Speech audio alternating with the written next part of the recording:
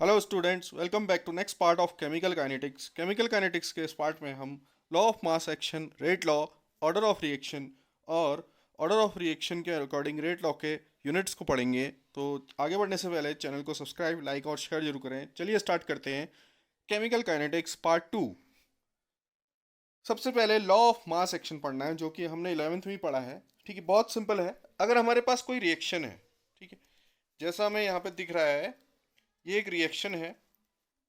इस रिएक्शन को जो है, इसके लिए लॉ ऑफ मास एक्शन कहेगा कि जो इसका इक्विलिब्रियम कांस्टेंट है, ठीक है, साम्यावस्था का स्थिरांक जो है के, उसकी वैल्यू कितनी होगी? के इज इक्वल टू होगा हमारे पास सी का कंसंट्रेशन, प्रोडक्ट का कंसंट्रेशन, और उसके कॉफिशिएंट की उसकी पावर हो जाएगी। ठीक है, जैसे सी के आगे जो कॉफिशिएंट लगा हुआ है वो सी लगा हुआ है, वैसे ही अगला प्रोडक्ट क्या है हमारे पास? डी, तो उसकी पावर स्मॉल डी, ए की पावर ए और बी की पावर स्मॉल बी। ये सब सांद्रता पे है, कंसंट्रेशन पे है। क्लियर? ये हमें इसलिए समझना है क्योंकि अभी हम आगे देखेंगे रेट लॉ पे। तो इतना हमें समझ में आ गया कि लॉ ऑफ मास सेक्शन क्या कहता है। वो ये कहता है कि जो इक्विलिब्रियम कांस्टेंट है, साम्यावस्था का जो स्थिरांक है, वो किसके बराबर होगा? वो प्रोडक्ट के जो हैं उसके कंसंट्रेशन और उसके कोफिशिएंट की पावर के बराबर होगा, और अपॉन में हमारे पास क्या आ जाएगा? जो रिएक्टेंट है उनकी पावर आ जाएगा। क्लियर? तो डायरेक्टली प्रोपोर्शनल हो जाएगा प्रोडक्ट के कंसंट्रेशन के, और इनवर्सली प्रोपोर्शनल हो जाएगा किसके? जो रिएक्टेंट है उनके कंसंट्रेशन के। चलिए आगे बढ़ते हैं। नेक्स्ट है हमारे पास रेट लॉ।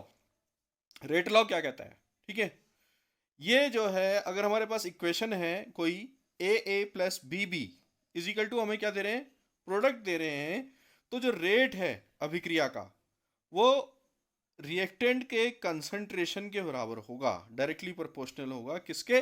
रिएक्टेंट के कंसंट्रेशन के। तो रेट या अभिक्रिया का वेग, रेट क्या है? अभिक्रिया का वेग, वो डायरेक्टली प्रोपोर्शनल होगा ए की सांद्रता के, ठीक है, और उसकी पावर इनटू बी की सांद्रता के, ठीक है, उसकी पावर बी।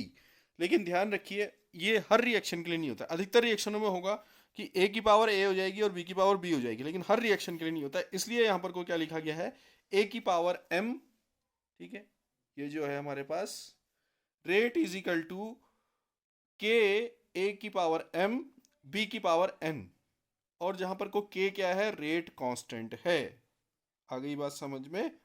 तो रेट इज इक्वल टू या डायरेक्टली प्रोपोर्शनल होगा ए की पावर एम बी की पावर एन, या रेट इज इक्वल टू हो जाएगा के ए की पावर एम और बी की पावर एन। रेट लॉ को हम वेग नियम बोल देंगे।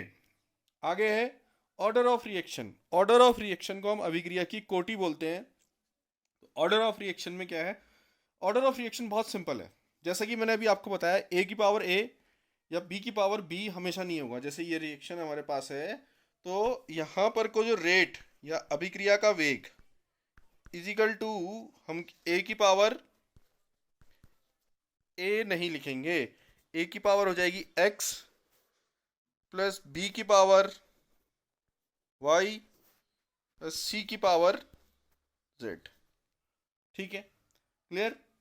तो यहां पर को जो ये पावर है, क्लियर, पावर जो है उसका जो सम है वो क्या कहलाएगा? वो ऑर्डर ऑफ रिएक्शन कहलाएगा। The order of reaction is defined as the sum of power of concentration of reactant in the rate law expression is called order of reaction. ठीक है, यहाँ पर कुछ ये प्लस लगा रखा है, ये प्लस नहीं आएगा। क्लियर? तो यहाँ पर को ऑर्डर ऑफ रिएक्शन या अभिक्रिया की कोटि क्या हो जाएगी? N is equal to x plus y plus z. Suppose x की जो वैल्यू है वो वन है, वाई की वैल्यू भी वन है और जेड की वैल्यू भी वन है। तो जो ऑर्डर ऑफ रिएक्शन होगा वो क्या होगा? वो थ्री हो जाएगा। ऑर्डर ऑफ रिएक्शन कितना हो जाएगा? थ्री हो जाएगा। क्लियर? आ गई बात समझ में? तो ऑर्डर ऑफ रिएक्शन तीन से ऊपर नहीं होती है, ठीक है, क्योंकि ऑर्डर ऑफ रिएक्शन क्या है? ऑर्डर ऑफ रिएक्शन है कितने अणु आपस में टकरा रहे हैं प्रोडक्ट बनाने के लिए एक ही समय में। तो एक हो सकते हैं, दो हो सकते हैं, तीन, ठीक है, उससे ज़्यादा नहीं हो सकते हैं। अब हम पढ़ते हैं रेट कांस्टेंट या वेग स्थिरांक जो है हमारे पास, उसका यूनिट क्या होगा। अगर हमारे पास फर्स्ट ऑर्डर है, ठीक है, सपोज मेरे पास फर्स्ट ऑर्डर है, तो रेट इज इक्वल टू क्या होगा, बता सकता है कोई। रेट इज इक्वल टू हो जाएगा के, ए की सांद्रता की पावर जीरो, ए की सांद्रता की पावर जीरो। आई बात समझ में। तो जीरो, किसी पावर जीरो की वन, तो रेट इज इक्वल टू क्या हो जाएगा, के। रेट इज इक्वल टू हो जाएगा के, और रेट इज इक्वल टू क्या होता है हमारे पास, मोल पर लीटर। ठीक है, तो रेट की जगह पे मैंने लिख दिया mole litre inverse upon second. ठीक है, mole litre inverse second inverse is equal to क्या रह जाएगा, केवल के रह जाएगा। इज इक्वल टू क्या रह जाएगा, केवल के रह जाएगा। तो जो जीरो ऑर्डर है, ठीक है, फर्स्ट ऑर्डर के लिए नहीं है, सॉरी, क्योंकि ए की पावर हमने जीरो लिखी है यहाँ पर को, इसलिए जीरो ऑर्डर हो गया। ठीक है, जीरो ऑर्डर के लिए जो यूनिट है वो क्या होगी, वो मोल लीटर इनवर्स सेकंड इनवर्स। इस चीज़ का हमें बहुत ज़्यादा ध्यान देना है, ये एग्जाम में भी पूछा जाता है। यूनिट दे दी जाती है, कहते हैं यूनिट देख के हमें ऑर्डर बताना होता है, तो हमें यूनिट याद होनी चाहिए। जो जीरो ऑर्डर है उसके लिए क्या हो गया, mole litre inverse second inverse. ठीक है, क्लियर। फिर उसके बाद हमारे पास हो गया फर्स्ट ऑर्डर। फर्स्ट ऑर्डर में ए की पावर क्या आ जाएगी, वन। ए की पावर हो जाएगी वन, क्लियर। तो mole litre inverse second inverse is equal to हो जाएगा के, कंसंट्रेशन की पावर क्या होता है, मोल लीटर इनवर्स। कंसंट्रेशन की यूनिट होती है मोल लीटर इनवर्स। तो mole litre inverse upon second is equal to k mole litre inverse. ठीक है, तो मोल लीटर इनवर्स से मोल लीटर इनवर्स कट गया, तो के इज इक्वल टू क्या आ जाएगा, सेकंड इनवर्स। के इज इक्वल टू आ जाएगा सेकंड इनवर्स फर्स्ट ऑर्डर के लिए। तो प्रथम कोटि की अभिक्रिया के लिए जो वेग स्थिरांक है उसकी यूनिट क्या होगी, सेकंड इनवर्स। तो कोई प्रश्न आपको मिला बोर्ड में कि ये एक अभिक्रिया है, इसके लिए वेग स्थिरांक का यूनिट जो है वो सेकंड इनवर्स है, ऑर्डर ऑफ रिएक्शन या अभिक्रिया की कोटि बताओ, तो आप क्या कहेंगे, फर्स्ट ऑर्डर रिएक्शन। चलिए सेकंड के लिए आते हैं। सेकंड में जो है हमारे पास वो क्या है कि रेट इज इक्वल टू,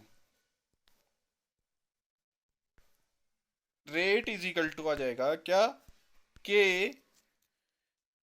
ए की सांद्रता की पावर टू। सेकंड ऑर्डर है क्योंकि जो पावर होती है वही अभिक्रिया की कोटि होती है। तो रेट के लिए इज इक्वल टू क्या आ गया, mole litre inverse upon second is equal to k mole litre inverse की पावर टू। ठीक है, तो हमें जो मिलेगा वो मिलेगा litre mole inverse second inverse. ठीक है, यहाँ पर जगह नहीं है इसलिए मैं ऐसे लिख दे रहा हूँ, यहीं पर दिखा दे रहा हूँ। के इज इक्वल टू क्या मिलेगा, लीटर वो, उसके लिए के की वैल्यू क्या होगी, उसकी यूनिट क्या होगी, के लिए वेग स्थिरांक की litre mole inverse second inverse. ठीक है, इसी तरीके से हम थर्ड के लिए निकालेंगे। थर्ड में क्या हो जाएगा, ए की पावर हो जाएगी तीन, और ए जो है वो सांद्रता में, तो सांद्रता की जो यूनिट होती है मोल लीटर इनवर्स होती है, तो मोल लीटर इनवर्स की पावर थ्री हो जाएगा। और रेट की इधर साइड यही रहेगा जो हमें दिख रहा है, mole litre inverse second inverse, clear. तो यहाँ से हम थर्ड ऑर्डर के लिए निकालेंगे, वो आप खुद निकालेंगे। ठीक है, आई होप आपको वीडियो पसंद आया होगा, और वीडियो को शेयर करें, लाइक करें, सब्सक्राइब करें चैनल को। Thank you.